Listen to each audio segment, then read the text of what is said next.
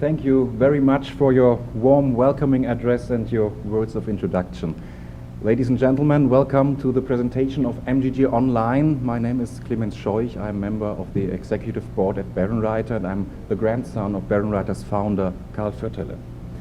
Next Monday, 67 years after the first part volume of the first edition of Die Musik in Geschichte und Gegenwart appeared in print, MGG Online will have its official launch. Die Musik in Geschichte und Gegenwart, or MGG as it's commonly known, has played a key role not only in the Bärenreiter catalog, but also in the publishing activities of my grandfather and my parents.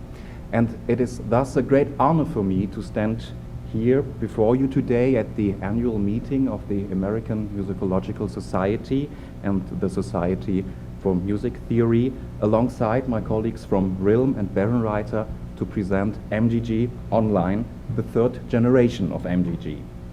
But before proceeding with the present and the future, please allow me to take a brief look at the history of MGG. To summarize all the findings of scholarly research on music and its neighboring disciplines, and to present them in the form of an alphabetical work of reference, which is at once exhaustive, complete, and uniform. This then is the task of MGG. Thus, Friedrich Blume, the editor of the first edition, formulated the goals of MGG in 1949. His words appear in the introduction to the very first volume, which laid the cornerstone for this great encyclopedia. The initial preparations had already begun in late 1942, when a large card file was set up in Kiel. Most of it perished in the air raids of the Second World War. Following the collapse of Germany in 1945, the prevailing conditions made the continuation of the project at first unthinkable. But faced with the heaps of rubble that had once been Germany, my grandfather, Karl Viertele, found the project more meaningful than ever. So the remains of the card file were quietly expanded, and preparations were made to assign the articles to the slowly emerging circle of authors.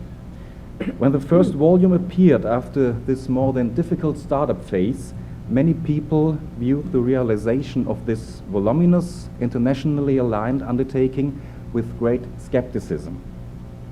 As Karl Viertele put it in his memoirs, Haus unterm Stern, in 1969, I met with commiseration and smirks.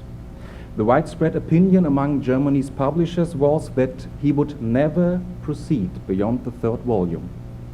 And in at least one point, the skeptics were right. The original plan of 5 to 6 volumes, each containing 1,000 pages, had to be abandoned. Owing to the vast increase in material, by the time the second supplementary volume appeared in 1976, bringing MGG1 to completion after 27 years, it had expanded to no fewer than 16 volumes, followed by an index volume in 1986. My grandfather did not live to witness its completion. He died in 1975.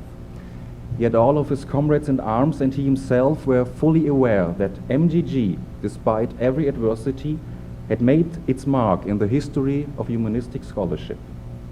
Not only the completion of MGG1, but the paperback edition of 1989, a joint venture with Deutscher Taschenbuch Verlag, were the achievement of the second generation at the house of Bärenreiter, my parents, Barbara Scheuch-Viertele and Leonhard Scheuch.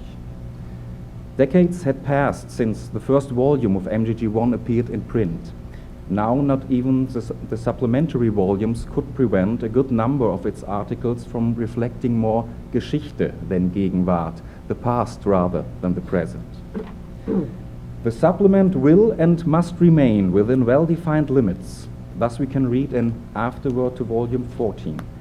Yet another set of 14 volumes would easily emerge if the entire work were brought up to date. Something must be left over to our grandchildren and descendants. In the end, it was 29 volumes that Bärenreiter and J.B. Metzler, together with the editor Ludwig Fincher, finally published between 1994 and 2008. This was MGG2, the new MGG.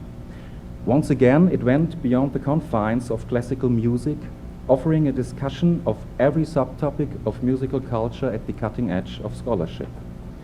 After a few volumes appeared, it became clear that the new MGG2 would find worldwide recognition as a standard work of reference.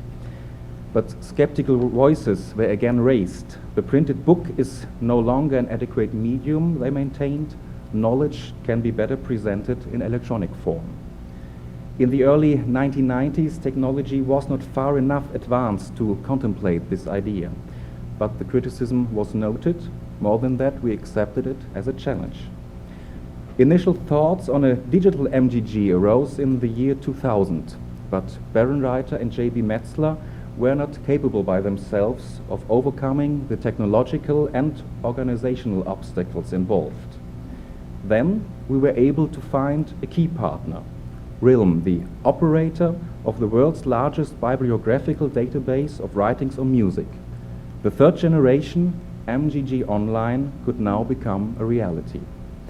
MGG Online includes more than the 18,000 articles in the subject and biographical encyclopedias of MGG2, the Sachteil and the Personenteil.